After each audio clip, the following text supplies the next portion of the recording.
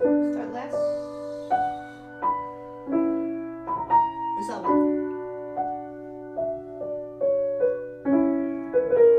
Dip. T.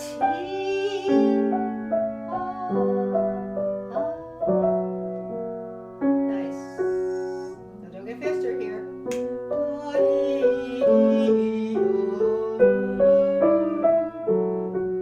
Like your crescendo. Crescendo.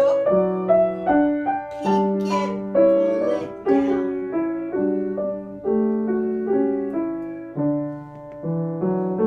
We're rushing. We're rushing. Don't rush that. You know, that was quite well done until that cadence we started going faster. Alright. Do you know what I'm talking about? Yeah, I do. Yeah. Can you start it? It's so hard to start anywhere.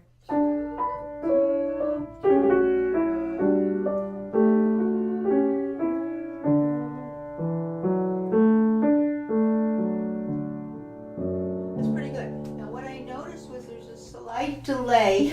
The D was really good, the first note of the cadence, but then that E that comes in between, that E suddenly waited to start it, but it just goes, metrically goes, you know? Don't delay it. And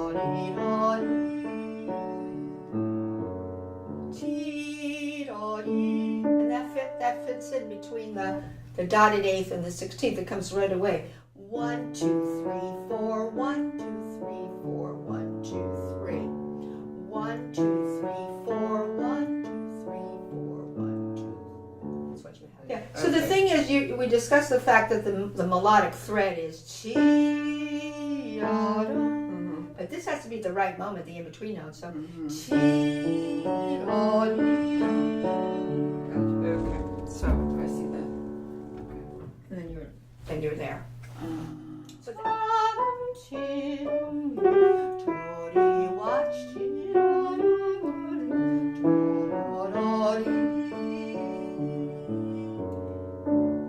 there you go. Lead in with the scale. Just do the right hand in the scale. Just get to the next one. Starting with Right here. the G.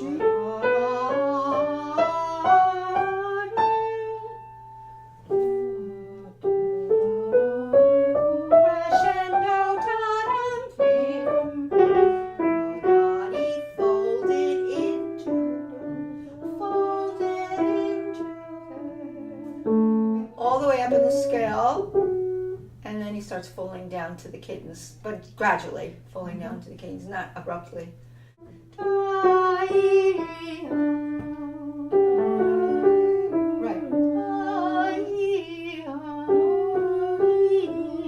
There you go. You can sing what you want to hear. Now this can't get too stodgy here. Look how I do it. I'm actually just a little bit of rotation, right? I'm very relaxed at my elbows and my arms are suspended. You know what you're going to have to do on that D though? How could that D be different than the E before it? When you get to the cadence? Oh. You can't go into that too fast. Delay. You know by not going into it too fast because you go from a 16th to a really long held note. Okay. So you got to be careful that you don't go into it way too fast and too nonchalantly. There you go. Yeah, if I conducted it, I would come under to that, right? That D, come under that note. Don't do it Not too fast. Yeah. You have to think it needs like a violin. We take the bow and put the vibrato and just delay. Otherwise, it's just sort of nonchalant, like what happened. How are you going to contour this? You're going to have the two sets of pairs of slurs that are going to be coming down, but they should be in the keys more. And then after that, you start thinking groups of four, but curving in the G, F sharp, G, E, and getting ready for the little delay into the D. But that doesn't delay the in-between notes, does it? No. Okay. When you started this, without doing it, how would you do this? Chi, look what I'm doing. Oh, wait. Yeah, I want you to like make waves out of these groups of fours.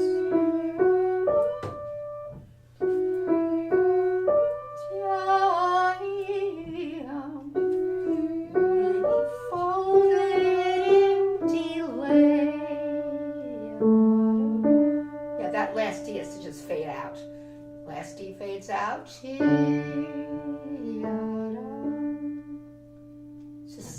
Melt it. Melt Okay. that beautifully. Yeah. Alright.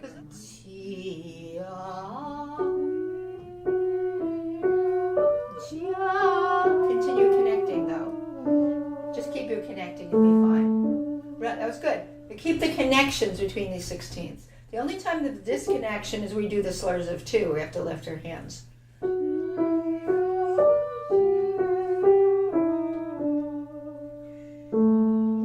Perfect. I love the way you did that. D-A-D at the end. That was beautiful. Yeah, you have to kind of internalize what you just heard yourself do. And each time you play, you want to keep hearing that. Okay. Now you have to add the left hand to the mix. Right. It's a good place to start for you. You should really start back here. Watch where you do this. From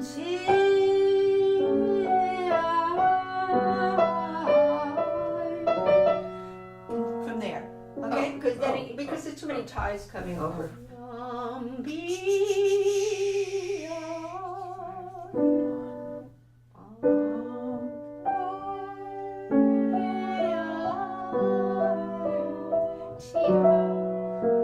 Underneath, softly into the key of let's see, crescendo, don't get faster to folded into, keep going. And so you lost yourself a little with the left. I did with the left hand. I did. Yeah, but the right hand kept going nicely. Slow. All right, let's start again where we were. And keep your some tempo because we're not in tempo here yet, but we're keeping the practice tempo. So try to remember what you just did.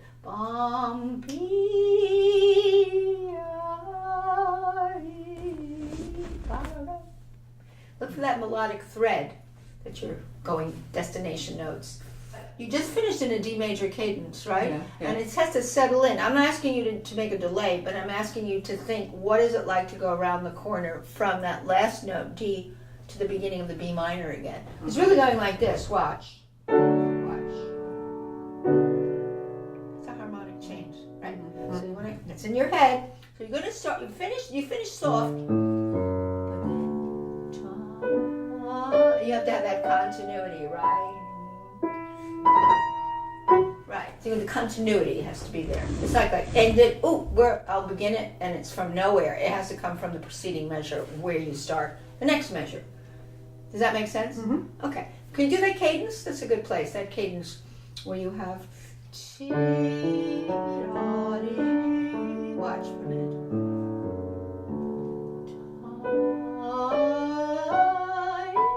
See? It just kind of floats from one to the other. Music always goes like that. Okay, so let's do the cadence. Look how I lift it up. Look at this. So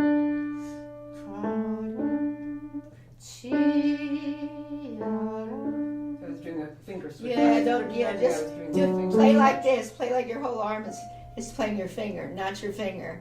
You're just so loose back here, right? So when you go into the note, it comes from down here. I like a lot of balance better. So here's one voice, inner voice, back to upper voice, and fold out. Here's your melody. This is the melody. That's one voice. The other's in the middle. And the bass is stem down.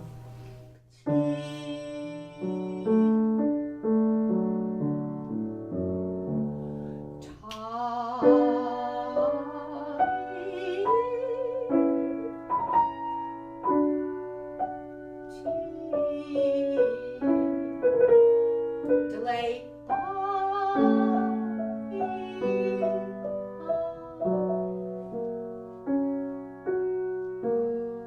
Resolve. In the keys now. Dip down. Crescendo. Take your time. In the folded into king.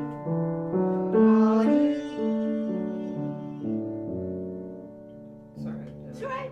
It was already okay because you had the other elements of the chord there. It's it just so wasn't- frustrating when you go I know. into a key and I nothing know. happens. I know. Don't I know it? Especially on this piano, the note is very bad. But that was good because it was the soft one I wanted there. You really want it to melt down there. You don't want to hear that bang out on the very end of a meter of a measure. No, you don't. No, but that was well done. You're really now starting to milk the phrases and get sculpted instead of, top of the keys kind of tap notes. That's a big improvement. Now, we're going to go to the next part, but it always is good to measure before the next part so you can do the continuity that we need to do.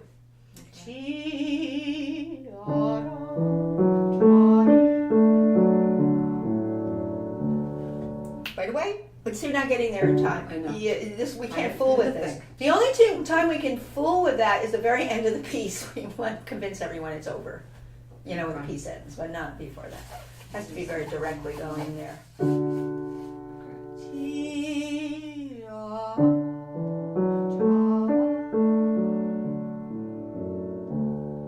Right away.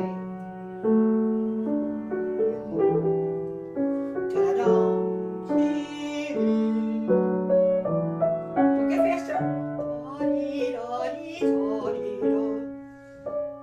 You gotta get more in the keys here. It's getting a little bit tough. Because there's beautiful melody in 16th notes. Yeah. Can you make this D better? Because this is the more important D than the other D because it's gonna fade off to the second D. G, watch.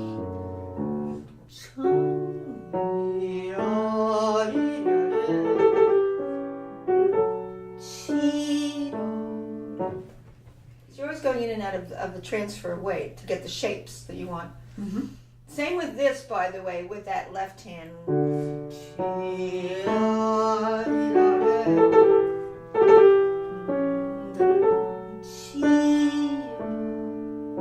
Right, you're going in and out.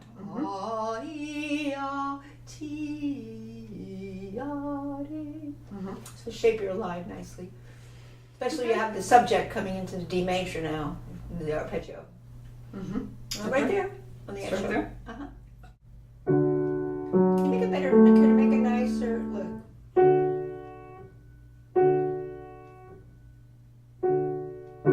Yes, makes a difference.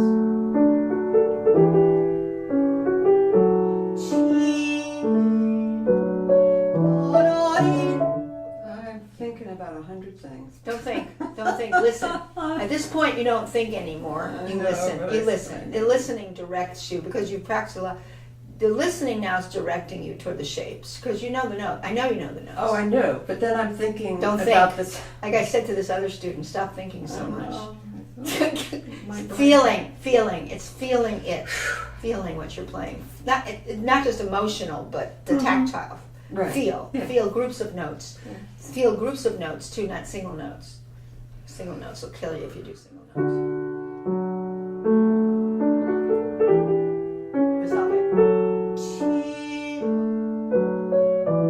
Resolve it.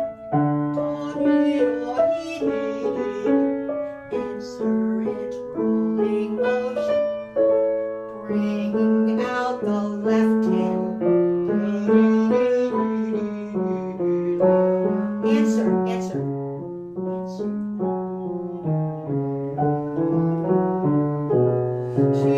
What happened there? That happened before. I have to held it. correct that. I held it. No, you didn't. No, you didn't do 8th, 16th, 16th, 16th. Oh. Whatever you did, the rhythms changed there, the notes. Okay. No, but that was very good because now you're bringing out. He's gone topsy-turvy now. He's put the suspensions on top that he had before on the bottom, right? So you need to know inverted counterpoint. Now he's put that gorgeous melody, the chain of 16ths. You've got to. When I said answer, do you know what I mean by answer? Okay, good. And that answer went into a deceptive cadence on the D, E, F sharp. So it's a beautiful moment. Okay, do it from. This is not so easy. Do it from measure. Is that 13? Okay, 13. Now you can really afford to get into the keys here because you want to sing out those strands of 16ths. Sing them. Why are you getting faster than you started? Oh, okay. Remember, we went. This is just practice tempo. So what would happen here? It would be answer comes next.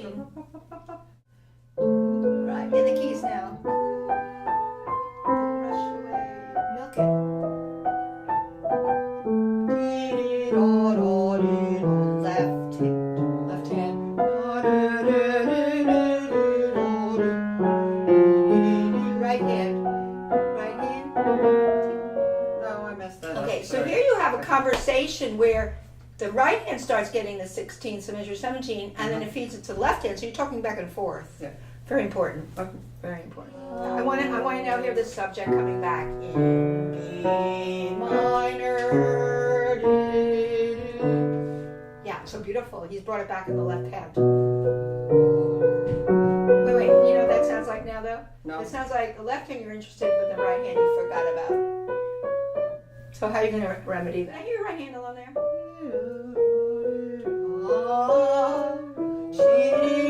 More now. Most.